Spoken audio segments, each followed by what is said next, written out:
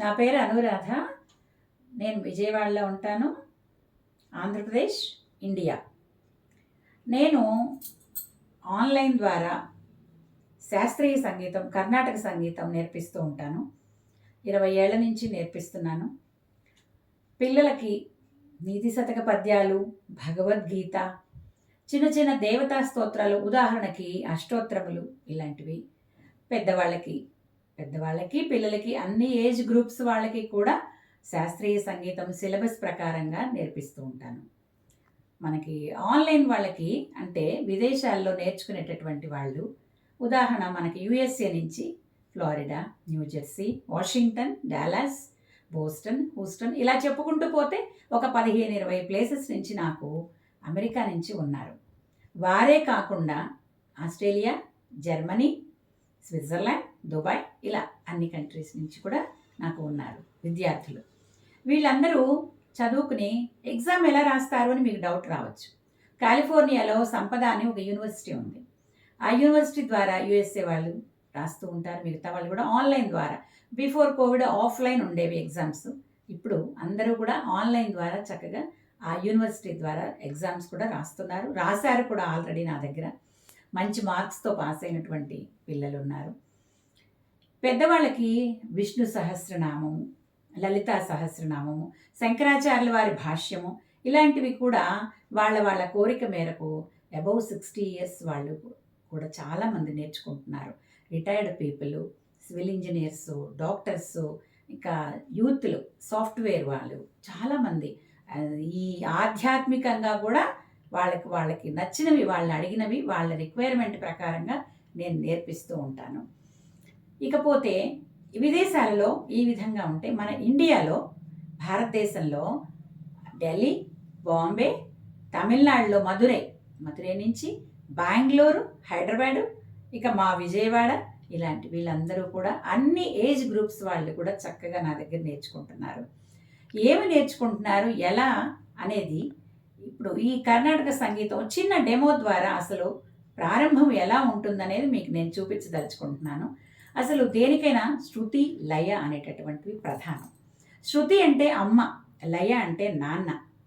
శృతి అమ్మ ప్రేమ, నాన్న క్రమశిక్షణ ఎంత అవసరమో మనకి సంగీతానికి చక్కని ఒక పాట కానీ ఒక పద్యం కానీ పాడుకోవాలంటే ఈ రెండు కూడా చాలా ప్రధానం. భావగర్భితంగా, శృతిలయ గర్భితంగా ఉండాలి ఏదైనా సరే. శృతిని ఎలా చేసుకోవాలంటే మనము ఒక ప్రారంభం నుంచి స్టార్ట్ చేస్తాం. ఒక కొండ ఎక్కి దిగినప్పుడు ఒక ప్రారంభము బేస్ ఉంటుంది, అక్కడి నుంచి అది సా, ఇది ప్రారంభ స్థాయి. పా, ఇది మధ్యస్థాయి. సా, ఇది తారాస్థాయి. అక్కడి నుంచి మరలా మధ్యస్థాయికి పా, మళ్ళా ప్రారంభ స్థాయి సా. ఈ విధంగా అంటే సా ప, సా ప, సా. ఇలా శృతిబద్ధంగా శృతిని ముందు సాధన చేసేయాలి. లయ అంటే ఒక రిథమిక్గా మనము స్వరాలని వేసుకోవాలి. ఎలా ఒక్కసారి చూపిస్తాను. పురంధరదాస్ గారు అనేటటువంటి ఆయన ఆది తాళంలో మనకి ఈ సరిగమలు, జంట స్వరాలు, సరళి స్వరాలు ఇలాంటివి మనకి పొందుపరిచి ఇచ్చారు. అది ఎలా ఉంటుందో ఒక్కసారి మీకు చూపిస్తాను. సారి గా మా పా దా నీ సా, సా నీ దా ప మా గా రి సా. ఇది సరళీస్వరాల్లో నేర్చుకునే మొట్టమొదటి సరళీస్వరం. దీనిలో భిన్నమైన రీతులతో ఈ స్వరాలు రకరకాల మార్పులు చెంది ఒక 17-18 దాకా సరళీస్వరాలు, ఆ తర్వాత ఇక రకరకాలుగా సిలబస్ ప్రకారంగా ఉంటుంది.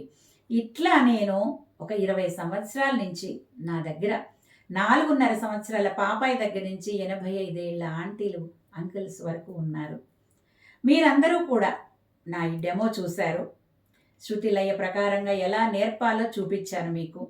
ఇంకా వివరాలు ఏమైనా కావాలంటే నాది వాట్సాప్ నంబరు పైన స్క్రోల్ ఇస్తాను మీకు.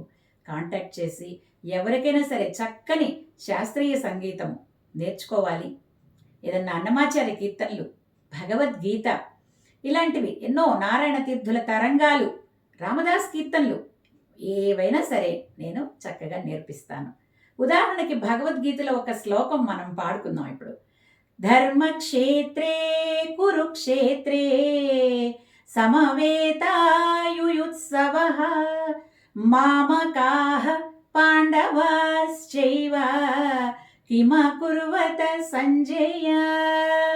దీని భావము, కురుక్షేత్ర సంగ్రామం జరగబోతున్నప్పుడు ఆ ధర్మక్షేత్రమైనటువంటి కురుక్షేత్ర సంగ్రామ ప్రదేశంలో ధృతరాష్ట్రుల వారు తన మంత్రి అయినటువంటి సంజయుడిని అడుగుతున్నారు. ఏమని అడుగుతున్నారంటే, సంజయ, ఆ కురుక్షేత్ర ధర్మక్షేత్రమైనటువంటి ఆ ప్రదేశంలో, కురుక్షేత్రంలో నా బిడ్డలు పాండవులు కూడా ఒక చోటగా సమాయత్తమయ్యారు కదా యుద్ధం చేయటానికి. ఇప్పుడు వాళ్ళు ఏమి చేస్తున్నారో తెలుసుకుని నాకు చెప్పు అని అడుగుతున్నారు. ఇది మొట్టమొదటి అర్జున విషాద యోగములో, భగవద్గీత మొదటి యోగములో ఉన్నటువంటి పద్యము. ఇలాంటివి ఎన్నో నేర్చుకొని చక్కటి సంగీతము, పద్యాలు అందరూ కూడా పొందండి. హరి ఓం.